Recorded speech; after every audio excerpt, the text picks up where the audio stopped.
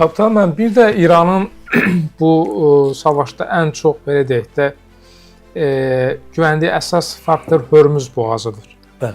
Yəni İranda düşünürlər ki, İrandakı rəhbərlik və yaxud da dini və yaxud da hərbi rəhbərlik düşünür ki, Hörmüz boğazına nəzarət vasitəsilə Amerika Birləşmiş Ştatlarına, eləcə də Qərb iqtisadiyyatına çox ciddi təzyiq göstərə bilərlər və enerji qiymətlərinin artması fonunda Amerika Birləşmiş Ştatlarının daxilində narazılıqların güclənəcəyi və nəticədə Vaşinqtonun geri çəkiləcəyi düşünülür. Siz necə fikirləşirsiniz? Bu iddiaları İran rəsmiləri də səsləndirir və çox acınacaqlıdır. Həddindən artıq ağırdır ki, sonuncu dəfə İran parlamentinin sədri deyir ki, bu cür davam eləsə benzin 5-6 dollara qalxacaq və Amerika hakimiyyəti xalqın narazılığıyla hesablaşmalı olacaq.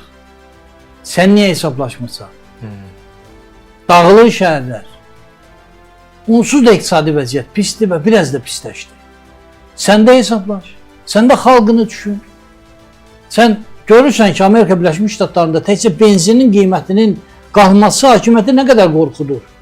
Ancaq səndə şəhərlər dağılır, uşaqlar ölür, qocalar ölür.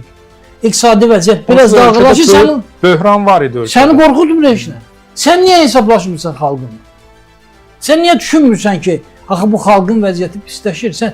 Yəni İran rəsmiləri özləri etiraf edirlər ki, Amerikada rəhbərlik, hakimiyyət xalqla hesablaşır, ancaq biz hesablaşmırıq. Orada benzin həlledicidir.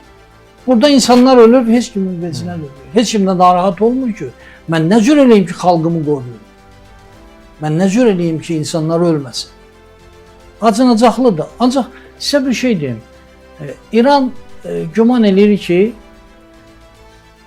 o bu yolla təzyiq göstərə bilər. Ümumiyyətlə belə bir deyim var. Deyir ki, ağıllı adamlar qarşıdakının eləyəcəyi şeylər barədə düşünür və onlara qarşı müəyyən tədbirlər görmək istəyir. Axmaq adamlar özün eləyəcəyini düşünür. İndi sən öz eləyəcəyini düşünürsən, sənə qarşı da çox şeylər eləyə bilər. Bu da Hörmüz boğazını bağladı. Öz silahını özünə qarşı istifadə edirlər. Sən nə edəcəksən? Sən hər gün hardasa 1.9 milyon barel neft satırsan. Yeganə gəlir mənbəyi əsas gəlirin odur. Onda sən nə edəcəksən? Bax, sənin də xalqının vəziyyəti pisləşəcək. Bax, o benzin bahalaşan Amerikaya nisbətən dəfələrlə artıq pisləşəcək. Sən niyə onu düşünmürsən? Və bu ümumiyyətlə, bu hərbə zorba siyasətini mən başa düşmürəm. Bir-birinə qarşı Amerika deyir ki, İranı diz çöktürdük. Sən danışıqlar aparırsansa, ateşkəsə gedirsənsə, diz çöktürdük nədir? Diz çöktürdük bəyanatını verib razılığa gəlmək olarmı? Sən əvvəlcədən yol bağlayırsan. Çünki danışıqlar nə üçündür? Özün də güzəştə gedəsən. Qarşıdakı da güzəştə gedəsən. Qarşıdakının güzəştə getmək imkanlarla alırsan ki, xalq deyəcək ki, sən niyə diz çökürsən? Qəbul eləmə.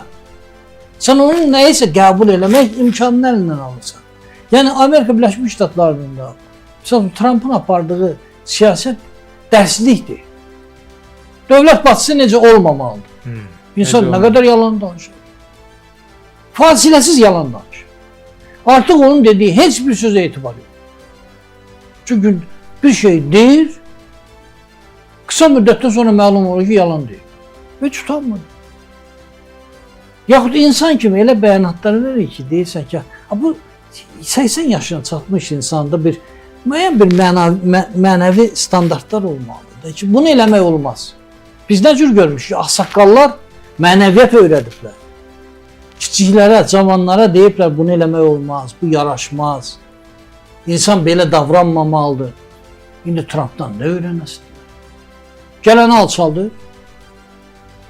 Yalan bəyanatlar verir. Ona görə tək qalıb da son vaxtlar. Və günü-gündən də vəziyyəti pisləşir və respublikaçılar da itirə-itirə gedirlər.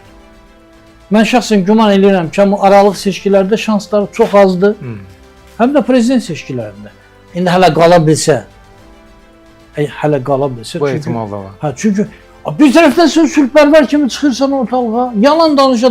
Mən 8 müharibəni dayandırdım. Azım dayanmış müharibələr edim. Hər şey qoyuram kənara. Qarabağ müharibəsini sən mi dayandırdın? 2020-ci ildən dayanmışdı. Sadəcə olaraq paraflamaq məsələsi biraz çətin idi, çünki Rusiya etiraz edirdi, mane olurdu. Sənin xidmətin ondan ibarət oldu ki, Ağ Evdə bunu təşkil elədin. Və Zəngəzur dəhlizindən bağlı da yaxşı razılaşmalar oldu.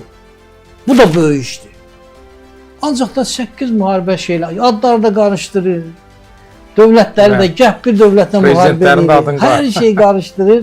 Yaxud təzə qaydadır. İndi yeri gəlmişkən bəlkə Putinlə bağlı da danışdıq. Mətbuat qarşısında dövlət başçısına meydan oxumaq.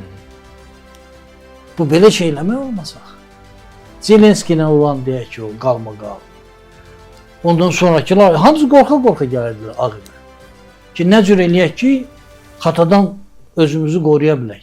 Yəni, bu hesab edin ki, həqiqətən də bütün cəhətlərinə görə dövlət başçısı, böyük siyasətçi, ümumiyyətlə siyasətçi necə olmamalıdır, dərsliyidir.